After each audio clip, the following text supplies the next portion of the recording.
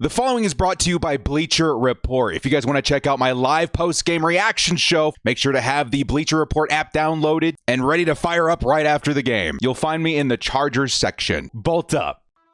Yo to Bolt fam, it's the director. Chargers fans here on Bleacher Report. Welcome back to the post-game reports here on the app, man. Super happy to be back. So excited for the upcoming season. And so far, I gotta say, dude, the Chargers have been on a roll in jumping into the preseason because, of course, we had the Hall of Fame game last week or 2 weeks ago now, and we crushed it. The Chargers crushed the Detroit Lions. The depth looked awesome. We were all awakened to the revelation that we might have something in Trey Lance, and we saw some pretty cool plays all over the team. And then the same thing happened this week. Chargers would crush the Saints 13-27, which I'm going to say is pretty cool. That ultimately it doesn't matter, right? We're here to learn. These games are to evaluate and figure out who your backups and stuff are going to be. But, you know, it's really nice to see the team find a way to win these games, instill some confidence, and get it out there and show us what they've accomplished. So let's get into some of the ins and outs that we learned from this game, some of the depth pieces that are looking really good, some position groups that might need a little bit of help, and maybe the situation that the team is right now after this game, going into next week's game versus the Rams, okay? So let's go ahead and start off with the score. The Chargers win 13-27.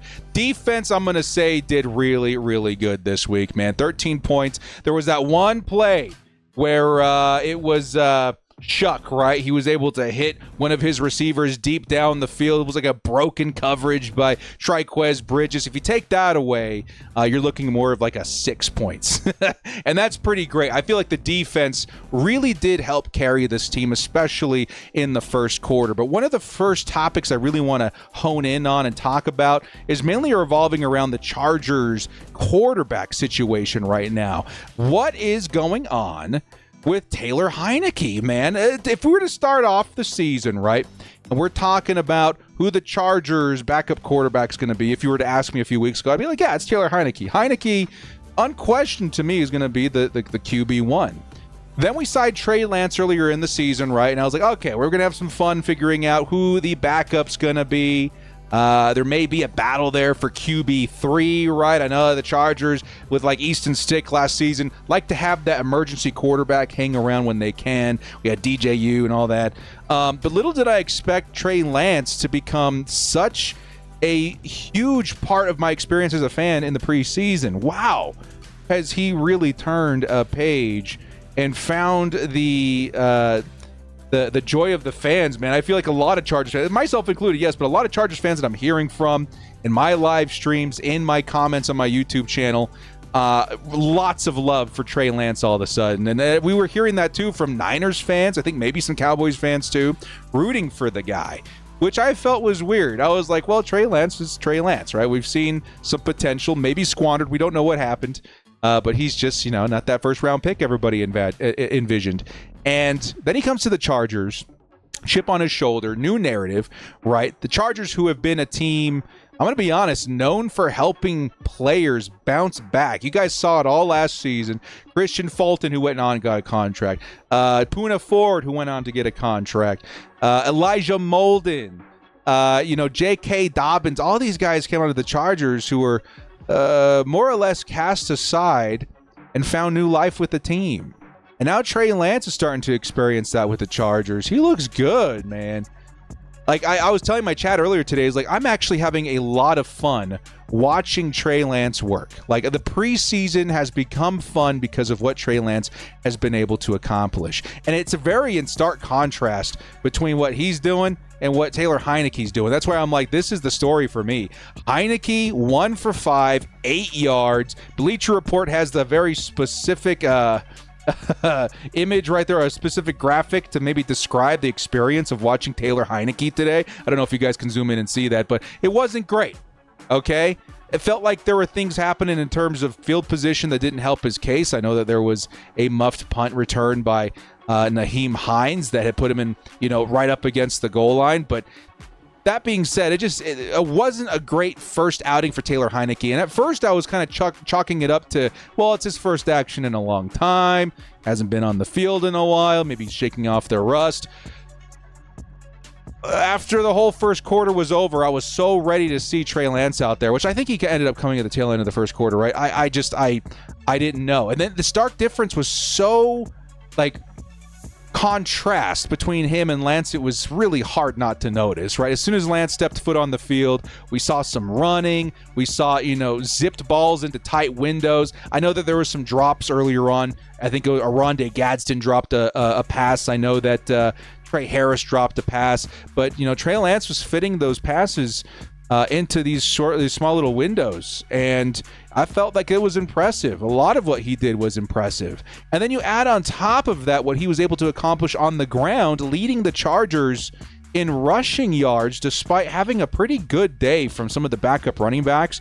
You got to think to yourself, do we have a new quarterback 2 in town? Is Trey Lance the new QB2 for the Chargers? Because I think a lot of Chargers fans would tell you that might be the case. 7 rushes, 48 yards, and the touchdown really built the momentum. Like, it felt like it brought new life to the offense as soon as he stepped foot on the field. That, and you combine, the 55 yards through the air. I'm becoming a Trey Lance believer, dude. I really am. Some people may think it's ridiculous to think that, Heineke and this and that. DJ, you also had an incredible throw to Campbell in the fourth quarter as well. A lot of people are asking ourselves, is Heineke going to stick around? Did Trey Lance win QB2? There's still 2 more games left in the preseason to help determine that. But then emergency QB, is it going to be DJU, who's only seen a handful of opportunities? Just the one pass today that went for 49 yards. We might have something here in terms of backup quarterback, which some people may think is not the most exciting storyline. Like, I'm on director. This is preseason football for a backup position. But I'm telling you right now, it can be very important. And Trey Lance, I'm very impressed. I'm having a lot of fun watching him. I hope he gets the start next week, or I hope that he gets a majority of snaps at some point, because he feels like he's winning the QB2 battle. I would fully expect Taylor Heineke to get another shot, and to be given, some more reps for them to compare versus the other 2 quarterbacks. But this, to me, is the big story of the Chargers so far in the preseason in terms of position battles. Quarterback 2 is something that I didn't expect to see a huge position battle from, and I think Trey Lance is really winning the hearts of Chargers fans in that race. Speaking of backups that are winning hearts, man, running backs. Now, I'm going to say Nyheim Hines probably excluded from this. He had a really good Hall of Fame game performance, but this week was a little bit sketchy, right? Outside of a couple of really good blocks, I'm going to say he's an excellent blocker. Pass pro, he looks great. He looked like he was ready to body slam somebody at one point, helping Trey Lance, get some extra yards. I think maybe even the touchdown he was responsible for on those chip blocks. But Hines, outside of the blocking, not his best day at all. The 2 muffed punt returns likely cost him the opportunity to do that in the future. I don't think we saw him the rest of the night return any more kicks or punts or anything. I think maybe you see more Luke Grimm, of course, Darius Davis throughout the rest of the preseason. But Hines, that may have been part of the reason why the Chargers were willing to take a shot on him. The roster in terms of running back depth already looks pretty crowded. So that may have cost him a spot with the Chargers. I like a lot of what I'm seeing from Hines. I feel like he's a lot better than I expected he would be. He looks shifty. He looks like he's not too far off his game from a few years ago, but that was pretty costly. It almost cost the Chargers, the game in some places if you were to look at it that way. Outside of that, the other running backs, man, Kamani Vidal looked great in his short opportunities. I know it only averaged a 2.7, but he looked like he was running like last week and running hard. He's got that nice one cut that I love. All these Chargers running backs, dude. If there's one thing in common in terms of their ball carrier moves, it's that one cut, right? That one juke at the line or finding an open, hole or hitting the outside, hitting the edge. All these guys kind of possess it. Kamani Vidal's on a certain level, but who really blew me away, and I'm going to say Haskins. He's that one cut too. He did that once in the game today where I was like, wow, he looked not like a 6'1", 225-pound running back. He looked like a 5'10", 198-pound running back. You know what I mean? He looked good. But the real shocker for me, maybe not even shocker, the guy I was so happy to see really hit that potential this week was Raheem Rocket Sanders. We were all waiting for it, man. I was so excited to potentially see him last week. Of course, that didn't happen in the Hall of Fame game, but boy, did he hit the ground running this week. Now, of course, he hit 10 carries, 42 yards, great average of 4.2. That doesn't tell the full picture, though. There's some of the moves that he put on, including the touchdown, right? Very impressive. Like I was saying, the one cut with these guys, Sanders was crazy. It was like 5 yards. I'm exaggerating, but like 5 yards this way, to the right. He was able to hit the edge, round the corner, so that those edge players and DBs or whatever couldn't catch him. And a beautiful touchdown. Kind of reminds me of what we saw from Amari and Hampton in that Hall of Fame game. Unfortunately, Hampton got caught by the DB, Rocky Sin.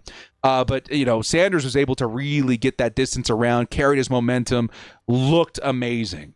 And that's where the struggle is coming in for me. Actually, I'm not going to go into that real quick. I'm going to also remind you that Raheem Sanders also gave us a sample size of what he could be as a receiver. Okay, look at the receiving stats down here. Raheem Sanders, one catch on one attempt or one opportunity at 11 yards. And it was a crazy catch that he made too. He had to completely contort and adjust his body to make that catch. It looked crazy. It looked like Darren Sproles. It looked like Austin Eckler. It looked like Austin Eckler. A classic Eckler catch where he made the adjustments. He made it happen. It was awesome, man. So in terms of the running backs and in terms of the depth, a lot like quarterback, I think there's going to be some movement here, but it's really tough to break into this running back room because of who we already have out there, dude. You think about the depth chart at this point. We have, of course, Amari and Hampton, Najee Harris. Those are your top two running backs, unquestioned. Who are the backups at this point? It's Kamani Vidal feels like a lock, right? Hassan Haskins is also a special teams ace, so he's got to make the roster too. So that's 4 right there. Do we roster 5? Can you do that? Where does Rocket Sanders fit in? Because he feels like he's too good to be left to the chances of being swiped up by another team if he's left in our practice squad, right? You can snipe other players in other teams' practice squads, and I like Raheem Sanders so much, I don't want to see him go. Is there a chance that the Chargers roster 5? I don't know. I don't know if I've seen that. Is there a chance that maybe he takes over Haskins' spot and plays special teams as well? I guess, kind of, but it's real crazy, man. That running back position looks deep. It looks exactly the way you would want a team that's going to be running as much as the Chargers would look. I'm very excited, man. I'm excited next week to see maybe a little Amari and Hampton. Right? I don't know if we see Najee because he's recovering from an eye injury.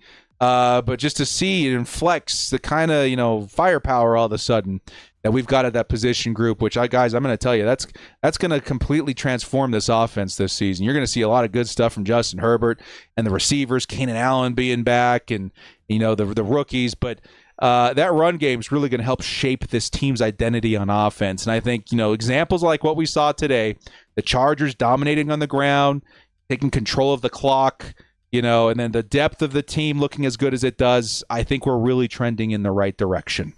Okay, let's go to a little bit of receiving out here too. Maybe the forgotten, aspect of the game. Of course, outside of Campbell, who had an incredible 49-yard catch, unbelievable. Outside of that, I would say the receiving game was mostly dead this week. Outside of that, your top receivers were Oronde Gadsden, the tight end, and then 2 running backs at 11 and 12. That's pretty nuts. And it does go to show that the Chargers got to find a way to move the football through the air. It felt like it stalled out a lot this week, especially in the first quarter with Taylor Heineke and such. And really does push to the foreground how important it is that this team can run the football. But outside of that, you got some things to look forward to maybe next week that I really need to start seeing some movement on. I like what we saw this week in Gadsden. I wish that we didn't see that drop. I think that was, even though a tough catch, I would love to see that caught. But I like the direction that he's going in. But the guys that I'm like, dude, we got to get something going. Trey Harris is a big one for me. He had that one opportunity in the end zone. Not a lot of separation again, which is concerning. In the Hall of Fame game, we didn't see anything. In the follow-up preseason game, we're not seeing anything. We need to see some movement from the second-round pick, man. There was some drama behind the contract. Maybe he was a little late to camp. But at this point of the preseason, I would hope to see a little bit more example of him being, that threat from Ole Miss that we drafted a few months ago, and I think it's still there. I really do. I think these rookies getting up to speed. Now you got Keenan Allen in there, so it helps smooth out the expectations from the position from the rookies. I think that's all very good, and I think we're in decent shape in terms of wide receiver. But in these preseason games where you're really looking to evaluate your rookies and the talent and the depth, I need to see more from Trey Harris. Keandre Lambert-Smith, again, would love to see more from all the receivers. Conklin dropped 2. I know one of them was really not in his control, but that's just kind of the way that things go. I would really like to see some improvement from the receiving across the board in terms of tight ends, in terms of especially wide receiver. Running back looked pretty good next week versus the Rams, which, as a reminder, too, I don't know if you guys heard this, the Chargers and Rams were supposed to have a joint practice this week. I think it got canceled. I think it got canceled because the Chargers have been so banged up, and that's definitely not something that you want to see. Hopefully the Chargers find a way to get healthy a lot sooner rather than later. Okay? And to round things out, the defense, man. Of course, I praised the defense earlier. I think the defense did a fantastic job. I feel like there's a lot of standout guys this week. Let's go ahead and start from the top. Is it Marlin? I think is Wax. He had a couple of really awesome plays, including a sack and a tackle for loss. He's been looking really good. I think the guy that's been standing out a lot, let's see if we can find him, Murphy. Caleb Murphy, dude. What a week for him. 2 sacks, 2 tackles for loss all across the board here. He looked awesome. Just like the running back position, we may have some competition here in terms of depth at edge. And like the running back position, it already looks pretty full. Right, you got Khalil Mack, Tooley, Bud, Kyle Kennard. Do we make an exception and get Murphy on the field? I don't know, but Murph's been looking real good since last week versus the Lions. And hopefully we continue to see that. He's really standing out in the preseason. Another guy really standing out, of course, maybe the player of the game in a lot of people's eyes, Eric Rodgers, the rookie corner. Dude, bro, this guy, 6'2", he's got length, he's got speed. He looked awesome. All of us collectively gutted when he went down at the end of the game, walking very gingerly off of the field. It looks like his ankle got twisted if the replay is to be translated that way, and that is just so unfortunate considering the day that he had. 4 tackles. He had 2 interceptions this week. I think 3 passes defended, if that's what that number is here. Yes, it is. 2 interceptions, one of them being returned for a touchdown. Absolutely bonkers to see what Jesse Minter is doing with this defensive backfield, man. It has been unbelievable. And I'm so gutted to see Eric Rodgers likely sidelined for the next, maybe even the whole entirety of preseason, where his likely his best shot at earning a roster spot. That absolutely blows for him. We're hoping to see some recognition. We're hoping to see the coaches talk about him and maybe still give him a chance. At very minimum, I think you got yourself a very solid practice squad player. But man, he was making plays all day today, and he looked awesome. He looks like a real weapon out there. 6'2", excellent catch radius. He went up and grabbed both of those touchdowns or both of those interceptions, and the speed on display on that return for a touchdown. He looked great. The other DB I loved this week was R.J. Mickens. Of course, one of those guys that I'm really rooting for. He's one of my favorite draftees of the Chargers late this season. He went out there, produced 6 tackles. You mentioned 6 sacks. 1 tackle for loss, pass defended, forced fumble. He looked awesome this week. So the Chargers defense, man, and there's more even to list than even that. You saw a nice sack here from Jamari Caldwell. We already talked about the Caleb Murphy. Tony Jefferson had an awesome sack as well. How many sacks is that total? 1, 2, 3, 4, 5 sacks for the Chargers is unbelievable. The defense played out of their minds. I think it's a really good example of what the Chargers have been able to accomplish in terms of roster construction. I think the DB and a cornerback position especially has some really good depth and competition, which is funny because cornerback was really one of those positions that I felt we had to hit on, right? And we ended up drafting Triquez Bridges, which is cool. He ended up getting beat today, which is concerning. I mean, he's a 7th rounder, so he's got some ways to go. But outside of that, man, we've seen, of course, Eric Rodgers. We've seen Nico Reed last week, who looked awesome. And then, in terms of safety as well, you got Mickens and Tony Jefferson and Williamson. This guy right here, Williamson, also looks really good. It's crazy. So you just got to, applaud the Chargers staff and team in terms of their roster construction looks really good. The depth is looking good. We're hoping to see some improvement there in the position in the regular season as well. I think it's going to look pretty nice. Lastly, the last couple of things I kind of want to talk about was maybe some of the stuff that I want to see from the Chargers during their game with the Rams. Of course, I do want to see the receivers. I think that's the number one thing. I need to see those receivers. Show up versus the Rams in this one, again, instill some confidence in what we have going forward. I need to see some offensive line play too. We saw some good stuff this week, but man, there were some rough moments with Andre James, the center. Of course, I think we saw maybe something with Zion Johnson, so I don't remember. I think they switched places at one point, center and guard. But the offensive line, especially now that we have these questions with Rashawn Slater being out, it'd be nice to see if the depth was at least in a good spot. So, but outside of that, it's been a fun ride. I think that Trey Lance is really creating a fun narrative for this offseason. I hope that he and DJU make it a fun QB2 battle even as we get closer to the regular season. And we'll see what the Chargers do in deciding who stays and who goes, because cuts are coming up here pretty soon too. Guys, thank you so much for joining me. This has been The Director. If you like what you saw here on Bleacher Report, give me a follow here, and look forward to my weekly streams after the games, as well as the shorts that will be posted at the on the app throughout the week as well for you guys to enjoy. Well, guys, thank you so much for joining me. We'll catch you next time. As always, bolt up.